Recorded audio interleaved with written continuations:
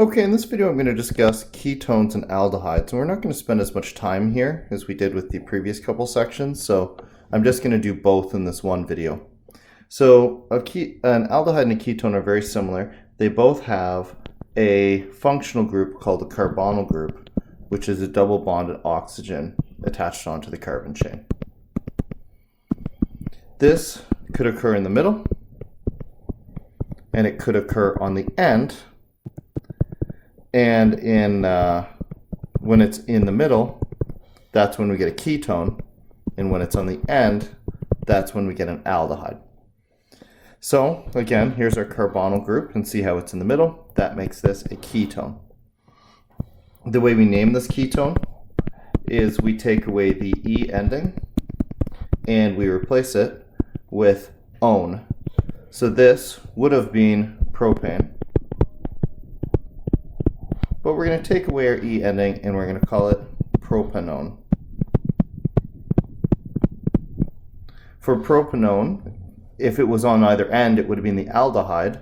So there really is no different place that this double bonded oxygen can be. But if it can be in a different location, we need to number it.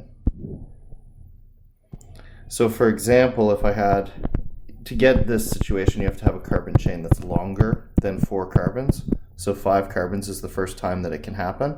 And here, if the double bonded oxygen was here, it's one molecule. And if it's here, it's a different molecule. So now we have differences. So now we have to number. So this is pentane, but I'll get rid of the A and I'll change it to pentanone. And then I indicate the location of it with a number in front. I could put this number right here as well, like I have in alcohols and double bonds, but I can put it right out front and I should keep it as low as possible. So if I start with this as carbon 1, then I can see that my carbonyl group is on the second carbon, and so this would be 2-pentanone. Where do we see these things? Well, we mainly see them in nature as like pheromones for insects or other sort of chemical signals that insects can give to each other to tell them things. So like ants will release a ketone that signals other ants that there's danger in an area, so to stay away from that. Or they can use it if they're trying to attract mates or those sorts of things. These things have, some of them, especially the aldehydes, have strong smells that can be smelled over very, very long distances. So they go to gas very easily, and then when they're floating around as a gas, our nose is designed to pick them up. Other insects will have other sort of indicators that their bodies are designed to sense, and ketones are a common type of chemical for that. If the group is on the end, it's called an aldehyde.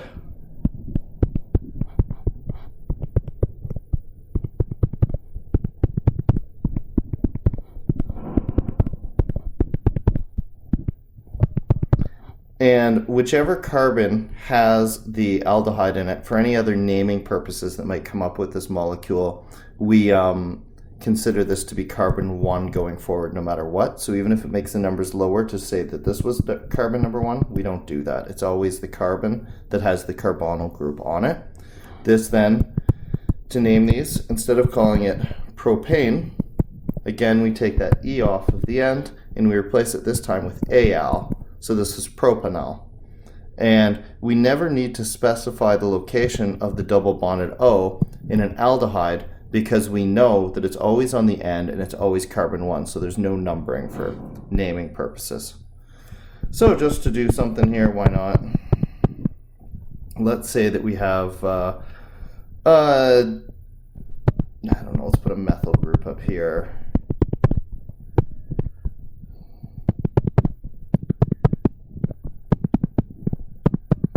So if you're looking at this and you're thinking about naming this, you'll notice that it's butanal. And you might be tempted to say that this is 2-methyl-butanal if you number from this side.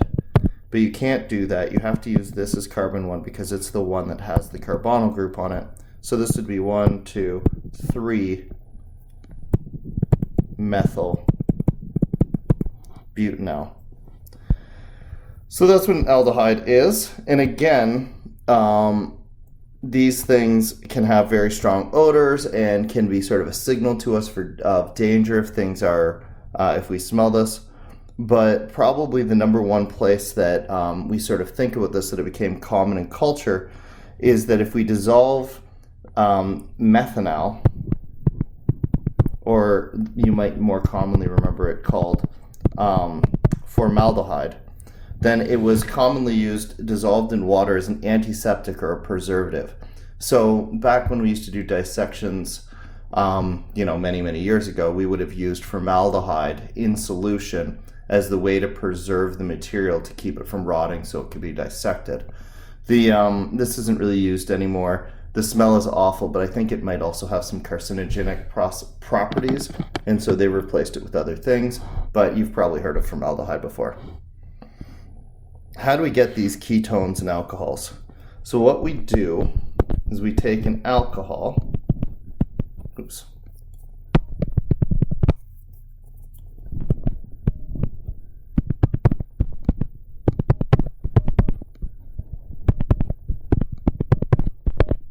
so this is ethanol, for example, and I expose it to some sort of oxidizing agent. So the general way you can write that is like this, where we're just saying it's some oxidizing agent. We're not going to worry about what happens to it.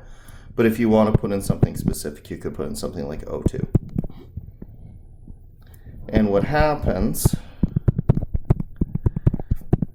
is the carbon that had the oxygen here, since it's being exposed to an oxidizing agent, it will get oxidized. The way that it gets oxidized is that instead of forming a single bond with the oxygen and the hydrogen, it forms a double bond, and that other hydrogen would be taken away by the oxidizing agent.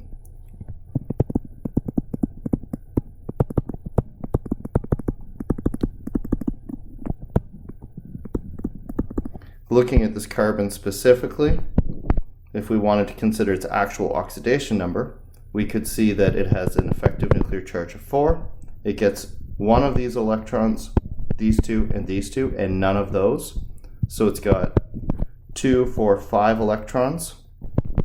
So it'd be in an oxidation state of -1. If I come over here and I focus on the oxidation state of that carbon, I can see it starts again at +4. It's got 2 electrons here and 1 electron here, -3. And we can see that the carbon has gone from carbon -1 to carbon +1, giving away 2 electrons and an oxidation here. So by applying an oxidizing agent, the hydrogen gets stolen, a double bond gets formed, and the carbon gets oxidized. We can reverse this process if we do something like we take a aldehyde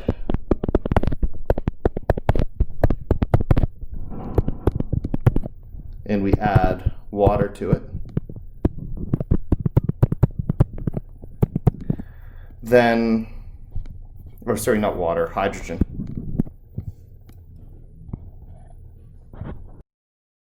Sorry about that, I couldn't remember what the conditions were for this reaction. And if I use a catalyst or heat and pressure, then effectively this hydrogen can act as a reducing agent and switch this back into the alcohol.